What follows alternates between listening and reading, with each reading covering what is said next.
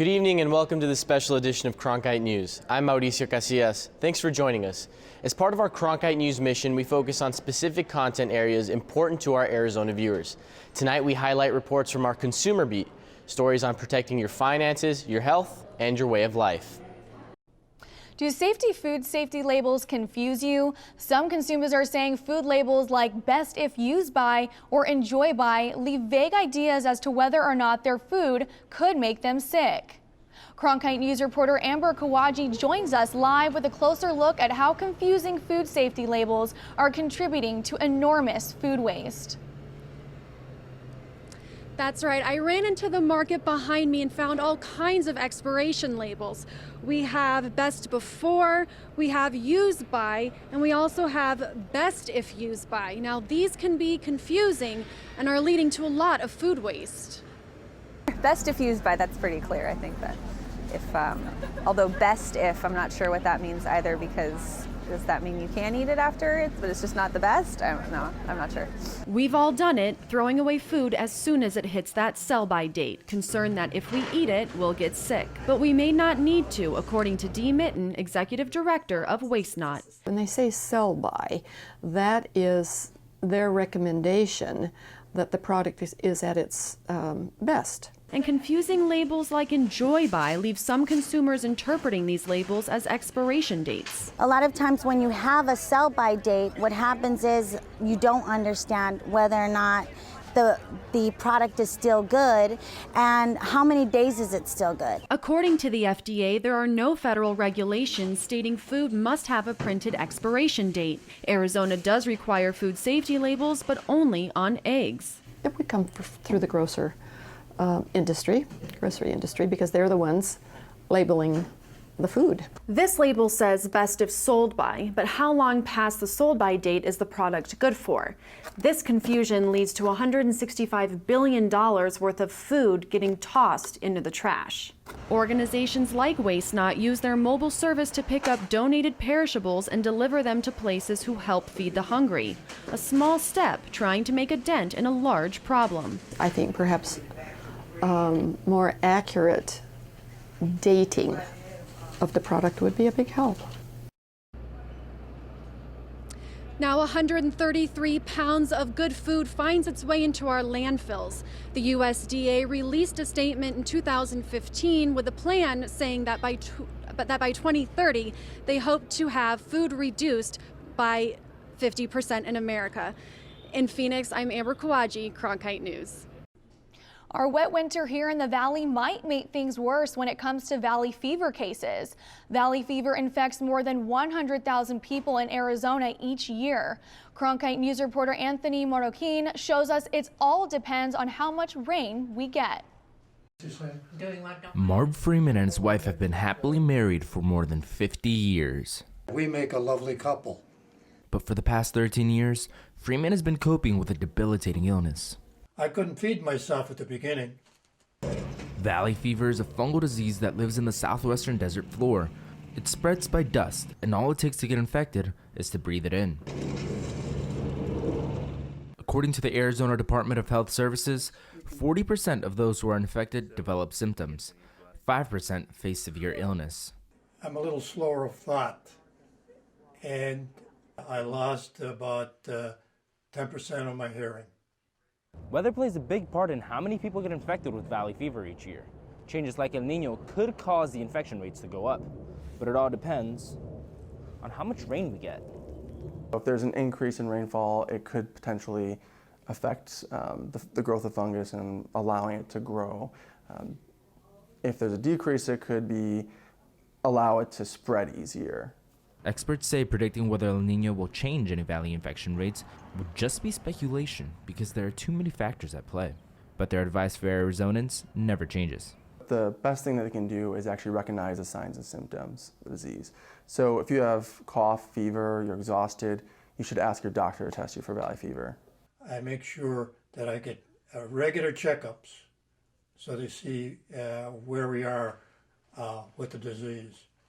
Freeman will have to keep going to the doctor and taking antifungal medication for the rest of his life, but he says he owes making it even this far to his wife's love and care.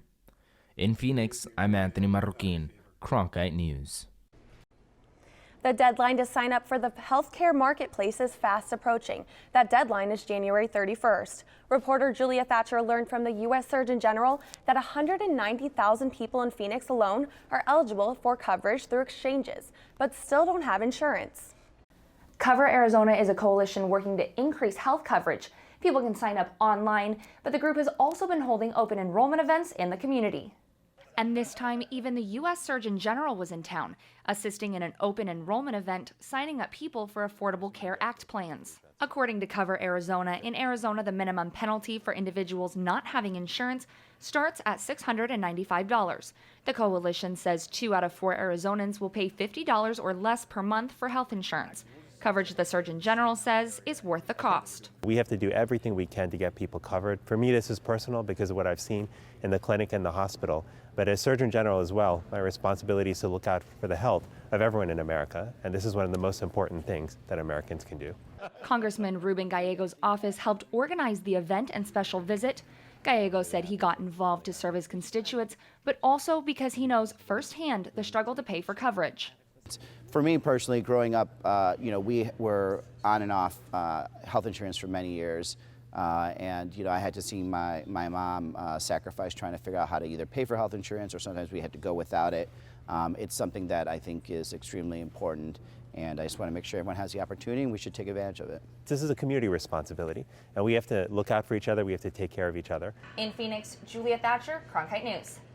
Losing weight is a popular resolution in the new year. Cronkite News reporter Kendall Bartley found how a life change to healthy eating can lead to better results that last diet fads. One diet trend that's been talked about on social media is the Master Cleanse Lemonade diet. Its goal is to melt the pounds off fast. But 2 questions remain. Does it keep the weight off, and is it healthy? The Master Cleanse is a fasting drink consisting of water, lemon juice, cayenne pepper, and maple syrup that you must drink 6 to 12 times throughout the day. The results? Dramatic weight loss. But Dr. Eric Udell from the Arizona Natural Health Center tells us this might set you up for failure. But I think when diets are very intensely restrictive, and some of the diets out there are very intensely restrictive, then they're hard to sustain, they're hard for people to follow over the long haul. College student Anissa Stansfield-Lyons has done cleanses before, and after seeing others' results on social media, decided to try it herself. Yeah, I love it. I think it's definitely going well. It's definitely a lot of effort, so you definitely have to follow through with it, but I definitely see results and I'm liking it so far. After 10 days of only drinking the cleanse lemonade, she has lost 5 to 6 pounds. But Dr. Udell said that short fasts should only be used to jumpstart a better, more healthy eating plan. I don't think most people go into these kind of diets with this idea that I need to start changing my habits around food and other lifestyle factors permanently for the long term. They tend to think if I just can do this quick fix, then it's going to help me turn everything around. Anissa is planning to move into more healthful eating habits. And you can't have a tub of ice cream every night. Like, it's definitely a tactic for you to lose weight in the very beginning of your weight loss program, but you have to stick through it. Dr. Udell tells me that it's not about attempting to continue the cleanse for the long haul, but it's the actions you take after a few weeks that will keep your weight loss successful. He recommends eating a whole foods, plant-based diet with minimally processed foods. In the broadcast center, I'm Kendall Bartley, Cronkite News. Sports nutrition is a $6.7 billion annual industry in the United States, and one new company is bringing their product to the Rock and Roll Marathon Series. Cronkite sports reporter Torrence Dunham has the story of this company creating its place in the market.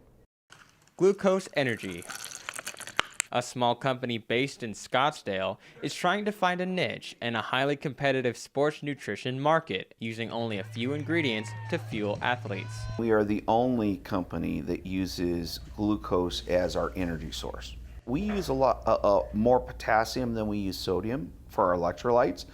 We believe that the potassium, we get enough sodium in our diets, and we're deficient in most cases on potassium, so we use a little bit more potassium than most people. Glucose hit the market in 2015 and recently became the official gummy and gel of the Rock and Roll Marathon Series, making its debut with the race in Arizona earlier this month.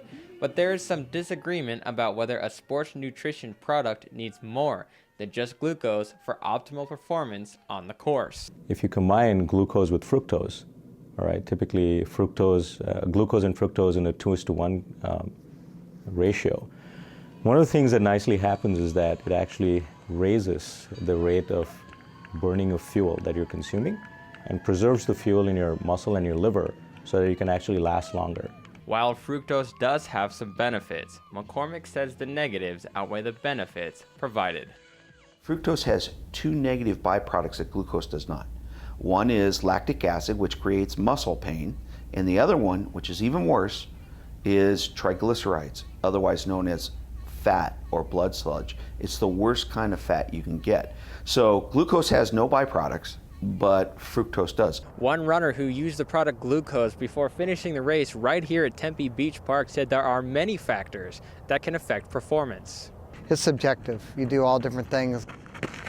If you have a really good day, you don't know, well, was it the product I used? Was it the training? Was it that I woke up right? You really never know. You just try and do what you can. In Tempe, Torrence Dunham, Cronkite News.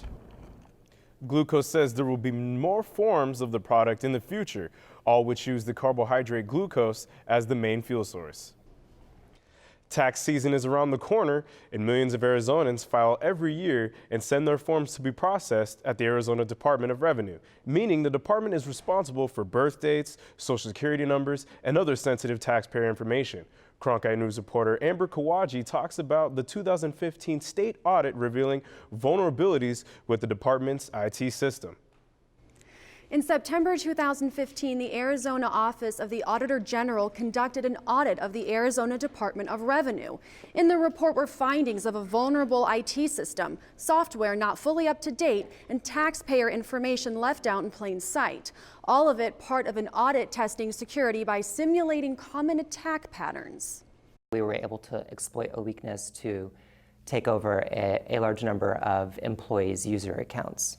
We also found that department employees were susceptible to common hacking attacks, such as phony emails and phone calls, which is called phishing. Some of the IT issues include neglecting to scan IT systems for vulnerabilities. The audit found 85% of the systems had vulnerabilities, including not updating systems regularly. There's now kind of a hole in your system, right, that just exists. It would be like in your home leaving a window open and unlocked.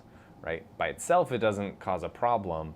It's when a bad guy sees that open window and then decides to break into your house through that. And IT and software issues were not the only problems found. The audit also said one employee left a desk unattended for at least 20 minutes with taxpayers' personal and financial information in plain sight. Another employee failed to lock their computer screen, and yet another left desk drawers open, leaving sensitive information visible. I would say that for most of our recommendations, if not all of them, the department really just needed to formalize or develop and implement new policies and procedures. The Department of Revenue says in the report no security breaches have occurred, and they are implementing the audit's recommendations. Cronkite News reached out to the Department of Revenue, but they declined to comment. Our IT expert says no IT system is immune to vulnerabilities. The fact that their systems aren't and their policies that they have in place aren't up to where they should be is definitely a problem and should be fixed.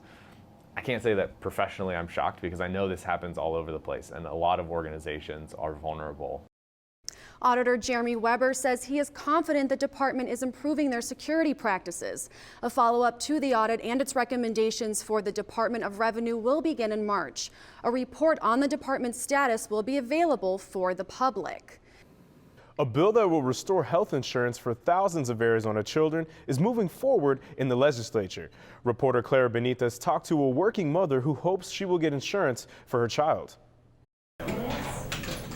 Nancy Robles is a part-time secretary, student, and single mother. My son is 10 years old, and he's a rough and tumble type of boy. He's very active, and he's broken his arm before, and at that point we did have insurance, but right now if he breaks his arm again, it's going to come out of pocket, and I cannot afford that. She cannot afford health insurance, but makes too much to qualify for Medicaid. $80 that I was over the limit, and they denied me. And she's not alone. Teachers, social workers, cashiers, people repairing machinery. It's really hardworking families who have been left out. And if they try to enroll their children in Obamacare, the costs are extremely high for premiums, deductibles, and copays. And it really shuts them out of care and doctor visits. Arizona lawmakers froze kids' care back in 2010, leaving an estimated 14,000 kids without health insurance. We can do this now with no cost to our state budget. We have 100% federal funding, so those are our federal tax dollars that we've already paid. We want to get the value for those dollars. If approved by the state legislature, kids' care will be federally funded until September 2017. I'm not the only person that I know that's in this situation. There's other friends of mine that are in the same situation where we have children and we prefer for them to have the health care that they need in any kind of emergency situation. For now, Robles and other working parents who do not have insurance for their kids can only worry while they wait for the state to take action. At the state capitol, Clara Benitez, Cronkite News. During this legislative session, the House is scheduled to hear proposed bill HB 2640. The bill asks Arizona to grant millions of dollars this fiscal year to the Department of Health Services to aid in the research, treatment, and diagnosis of the autoimmune disorders PANS and PANDA. KAHWAJI spoke to members of the PANS PANDA awareness group about the importance of the bill. Dr. Susan SWEDO introduced the PANS PANDA syndrome to the world in 2012. Over the last few days, Dr. SWEDO was here in Arizona addressing the House Health Committee on PANS PANDA's awareness. She says as many as 1% of grade school-age children have the classic form of PANDAS, and having a center to diagnose and treat children is necessary. On the night of September 16th, 2008, our lives changed forever. Carrie Kling's son, Alex, was diagnosed with PANDA syndrome, an autoimmune disorder often misdiagnosed as Tourette's syndrome. Children with what was just being called Tourette's or regular OCD or even ADHD, many of the common childhood psychiatric disorders are actually missed cases of PANDAS. In fact, it took Carrie and her family 9 years traveling to 5 states, seeing 25 doctors to properly diagnose Alex and get him on the right treatment. And we believe that children need to have a very comprehensive medical workup because PANDAS, post-strep, OCD and behavioral problems is the majority of the cases of PANS. About 80% you will be able to find a strep trigger. That's why the PANS PANDA Awareness Group is asking state legislature to help fund the Center of Excellence at the University of Arizona Medical Center in Tucson. The center is basically designed to, take the most severe kids, help them, treat them, give them a projected plan of recovery, and then put them back in their own local environment, their homes, and let them recover. I was determined that nobody should have to go through this, and that's why we have support groups now. We're creating this center so that people don't have to go this alone. If the center receives funding, it will be the first of its kind. The center will consist of roughly 7 specialists, nurses, and social workers to provide diagnosis and treatment specifically designed around the child. Support will also be provided for family. In the broadcast center, Amber KAHWAJI, Cronkite News. Phoenix's popular Turf Paradise racetrack is currently under quarantine. Cronkite News reporter Kendall Bartley reports how it's all due to a virus infecting horses out of New Mexico. One of 3 horses was diagnosed with the equine herpes virus and had to be euthanized to prevent the spread. The other 2 horses are quarantined a half-mile away from the track. A horse at Turf Paradise Racetrack was put down after being diagnosed with a neurological strain of the equine herpes virus. The horse came to Turf Paradise along with 2 other horses in late January from Sunland Park in New Mexico. One of the 3 horses began to exhibit the advanced signs of the equine herpes virus. That is neurological disorder. The horse was not able to support itself, stand up. Since then, 31 of the horses at the New Mexico racetrack have been diagnosed with a form of the virus. Turf Paradise is under quarantine, but the live races and 1,700 other horses boarded there have not been affected. The other 2 horses are still in quarantine. They're checked every 4 hours, and by checked I mean their temperature, their vital signs, things like that. There is 1 person and 1 person only that tends to them. That way to limit any possibility of the spread of the virus, and they have been fine. They're acting normal. The virus can spread through the air and through nasal discharge on feed and other equipment. People aren't affected, but they can spread it to other horses if they come in contact with an infected horse. Don't use the same brushes, don't use the same halters, don't use the same buckets, rakes, you know, kind of they're all separate. You know, you want to quarantine them, and then everything you do around them, you don't want to go back to other unaffected horses. A Turf Paradise official said they are taking every precaution. No horses in, no horses out. Horses that wanted to come in here to race, they cannot come in here until the quarantine is lifted. The virus is contained and not believed to be a threat to other horses. Turf Paradise is still open and working with the Race Commission through the quarantine period. Live at the digital desk, I'm Kendall Bartley, Cronkite News. Tempe Town Lake will be off limits for the next few months as crews install a hydraulically operated steel and concrete dam system. The new dam is expected to be the largest in the country once it's complete. Cronkite News reporter Torrence Dunham is live at Tempe Town Lake with the impact the lake's closure will have on the surrounding businesses and valley athletes. Well, another beautiful day out here on the lake, and usually on days like this, Tempe Boat Rentals will rent out all kinds of different boats to people who want to enjoy a day on the lake. But starting tomorrow, that side of their business dries up, as to complete the brand new dam, the lake has to be drained and closed to the public for nearly the next 3 months. It's not easy for us, but the city has been very good about making it as easy as they can. They've given us a place to store our boats, and they're going to be replacing our docks when they take all the lake water out and they do the dams and repairing a lot of the infrastructure and everything around the lake. So we're really looking forward to that. When Tempe Town Lake is finally drained, people won't be able to enjoy a day out on the lake like I am for quite a while. And that's not the only side effect. People that were training for the multiple triathlons either had them pushed back or canceled entirely. Erica and Chris MCCLURG have raced together for nearly 20 years and previously used the now canceled Lifetime Tri-Marquee to prepare for the upcoming fall race season. You know, it is kind of disappointing because then you have to, think, okay, well, I had, this race set up and I plan on doing it this weekend. Now what am I going to do? Do I have to, leave town to go somewhere? Because obviously, you can't really, there's not going to be any races here because the Tempe Town Lake is, empty. So you have to kind of figure out where it is you're going to go now and race. You may have to go out of town or something like that. While there is disappointment, Chris MCCLURG believes the time is right to replace the dam. It's a necessary evil. The lake needs to be refilled, and in order to get that done, we need to do it either in the spring or in the fall. If they do it in the spring, we'll lose a few races in the spring, but we still have our major races in the fall. It needs to be done, and now's the best time to do it.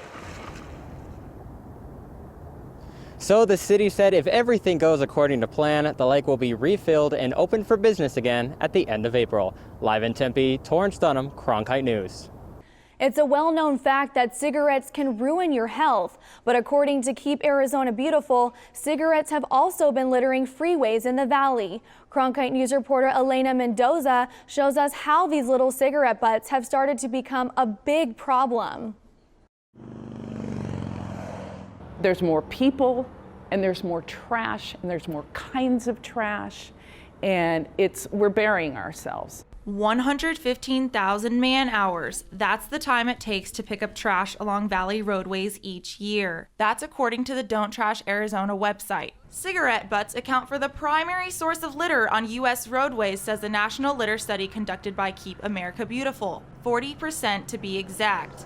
They don't biodegrade, and they get into the water system. They block sewer gratings. Each one contains 165 toxic chemicals such as arsenic and lead. They also pose a huge threat in the dry Arizona heat. The bigger danger, especially in the summer, is fires, because the cigarette butts go out and they're still lit. And most of the fires that you see, the small fires along I-17 going up to Flagstaff, those are mostly caused by cigarette butts. The other 60% of litter is classified as paper, plastic, or improperly covered truck or cargo loads. It costs Maricopa County taxpayers about $3 million a year to process the trash and for the equipment to keep our expressways clean. Anyone who is seen by law enforcement with trash coming from their car can face a misdemeanor fine of $500. In Phoenix, Elena Mendoza, Cronkite News. Super Bowl fans are stocking up on avocados. Guacamole is now a game day tradition. As Cronkite News reporter Anthony Marroquin shows us, the appetite for avocados has never been bigger. It's Super Bowl week, and there's only one dip for your chip. A lot of avocados. Across the valley, grocery stores like Los Altos Ranch Market are stocking up. We sell a lot of guacamole here. That's because Super Bowl Sunday is the #1 day for avocado consumption in the U.S. We'll sell 80 cases a day. That's double what they usually sell. Guacamole is quickly becoming a necessity at every single Super Bowl party. Americans are projected to eat about 140 million pounds of avocados this Super Bowl. That's enough to fill a football field end zone to end zone well over 46 times. Every customer is picking up an avocado daily. It's like they're eating it more in their meals. And Mexico's taking notice of that with a campaign that encourages people to eat more avocados from Mexico. Yes. For the second year in a row, it will air a commercial during the Super Bowl, and this time, it's out of this world. But most amazing of all are the avocados from Mexico. They're always in season, so you can enjoy them all year long. Oh, he can eat a whole one just right out of it with a spoon. He doesn't like to share. Like most families, the Gonzalez will be enjoying the big game with a big bowl of guacamole. And maybe some whole ones for Dorian. In Phoenix, I'm Anthony Marroquin, Cronkite News. The amount of avocados Americans eat has doubled in the last decade and continues to grow each year. That's it for this Cronkite News Consumer Special. Thanks for joining us. For top Arizona stories anytime, go to cronkitenews.azpbs.org.